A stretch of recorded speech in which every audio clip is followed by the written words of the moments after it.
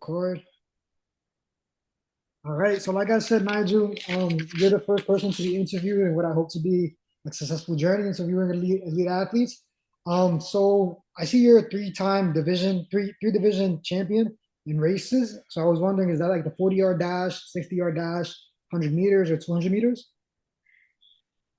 So starting from high school, I was indoor 300-meter public high school state champion. Then went on the outdoors after that, became a 100-meter federation state champion. Then I went to college. I became about an eight-time Division II All-American and an NCAA record holder in the 300-meter dash. Then went on to the Division I to transfer to the University of Tennessee in Knoxville under head coach Dwayne Russell and assistant coach Ron Garner. Ran 2044 win rate down there, 10-3 and 100, and split 44-91 down there.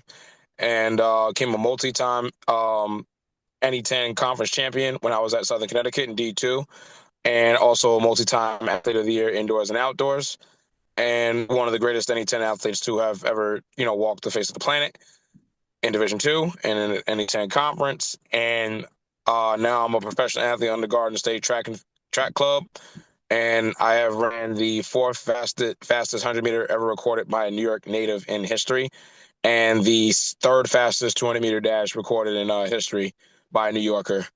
All right. So I would say your three division sounds really humble. You have a lot of records and you've been in great places. So just to get on another page, I saw recently that you raced iShowSpeed. Could you speak about that, how fun that experience was, or like how would you got out of it? Yeah, so I did not know who this dude was until my best friend had told me about him, because Yeah. he said he was doing research on him and he found out that he was a very successful streamer and millions of people around the world follow him, and he has a huge following, um big internet personality, and he had an interview with Shannon Sharp.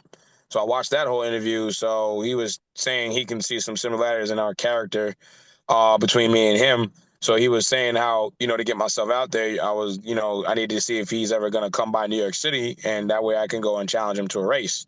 I was like, okay, that sounds like a bright idea. But whenever he comes to New York City, he comes to New York City. And then he kept speaking it into existence. Like, there's going to come a time when he's going to come to New York City and you got to go run down on him. I was like, yeah, I'm good at networking with people. Celebrities are people. They're just known to the world. That's the only difference. For sure. And I was just like, okay. And then, funny enough, the night before he came to New York City, he was in Philadelphia, and he was running around with Meek Mill and all the other, celebrities that are out of Philadelphia. So And we were just talking about it the night before. He was like, look, he's on a 35-day tour in America. It's only a matter of time until he comes to New York City. And I'm like, yeah, you're right. And mind you, I had a day off. The next day, I wasn't doing anything, and then I look on YouTube and I searched his name up, or I think his name came up in the feed on YouTube, and I saw he was in New York City. And I'm like, oh, so now is the time. I yeah. said, all right. I called him. I was like, yo, he's in New York City. We spoke about this last night. So I dropped everything I did. I got my breakfast, got my running clothes on, my gear, went in there. I picked up my guy Showtime IS9, who's an up and coming rapper, and we went in there and I picked him up, and then we just right down in Manhattan Central Park, because we was following his stream. So he went to a penthouse, and I was able to find the penthouse and we tried to get him the first time, and then some knucklehead Haitian Spider Man kind of ruined it for everybody. He was doing some weird stuff, so then he went off to go somewhere else. Then a few hours later, we just took a break. We just tried to reassemble another plan to go and find him in the area that'd be easier. So I went and took the Blue Line subway train to go and get him. And we were just sitting there talking. We was just like right down there about 4th Street, Lower Manhattan. We was just like, all right, we're gonna catch him soon. He's down here somewhere. Next thing we look at the stream, and then we was looking at the area, and my boy was like, yo, that's right down this area. That's Washington Square Park. We right from it. Stopped everything we did, booked it all the way over there. Then we saw a mass group of people. I was like, we found him again. I was like, here we are.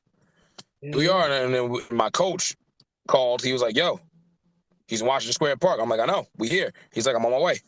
So I had not, now that I had 3 people behind me, I was like, yo, it's gonna happen. It's gonna happen right here.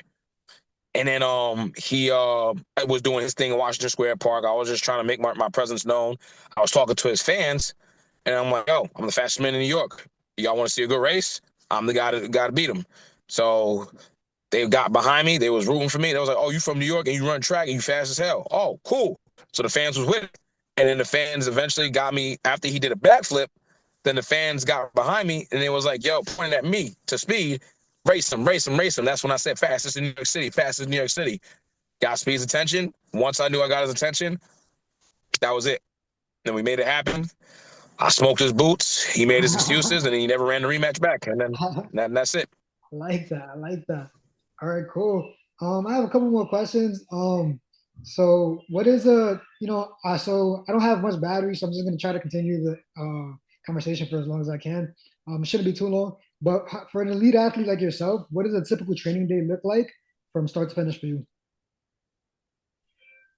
So an organized structure. So nutrition comes first. Getting quality sleep, like 8 to 10 hours, because you need to be able to recover. So a lot of the things that we do is nervous system based. So it's the nervous system consists of the brain and the neural patterns and the spinal cord. So that's battery. So if that's not recovered, I can't train the way I want to. I have to go back and do basic things that I don't want to have to do to get most out of my training. It's a lot of quality and a lot of structure. So what I do is I do a very specific warm up. I do med ball slams. I do a lot of pogos, bounds, mobility work. So mobility and dynamic stretching that gets my body ready for the movement that I want to execute. And I'll put on my trainers and my spike, and I'll do some accelerations as part of my warm up, and I'll get in the blocks. Or in the day, I'll run like pose like tempo 100s, or I'll do weight room stuff. I'll do a lot of pin squats, trap bar deadlift, leg raises, pogos, plyos, ease. So a lot is just all basically making sure that I do things that would correlate and synchronize with the movements that I do when I compete and sprint. So I try to really train a lot of explosive power, strength work, and quick work as well, with a little bit of aerobic training. For sure. So I appreciate that. I grew up playing basketball myself, so I know a lot of training definitely goes into improving.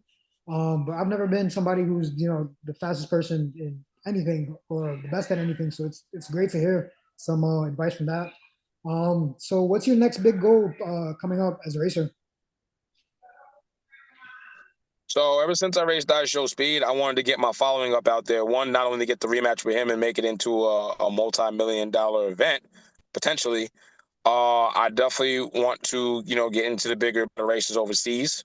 Start getting my name out in Europe, getting into more international, bigger crowds. Then I want to, of course, make a world team next year indoors in Poland, which I will have the chance to do that in Staten Island in February. So they're holding an indoor national championship. So if you could ever show up and be there, that would be great. I want to definitely start getting more eyes onto the sport of track, which I know I have the power to do that, because I don't think track and field would do that alone.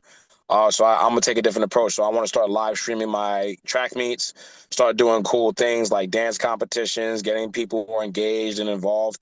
Because people don't really care about track in America unless there's so I want to start, doing my own thing, building a bigger branch and a brand of my own.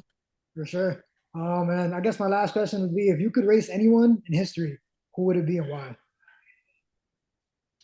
Usain Bolt. Usain Bolt, I like that. Yes, sir. Yes, sir. All right, so that marks the end of our interview just because I'm slowly running out of time.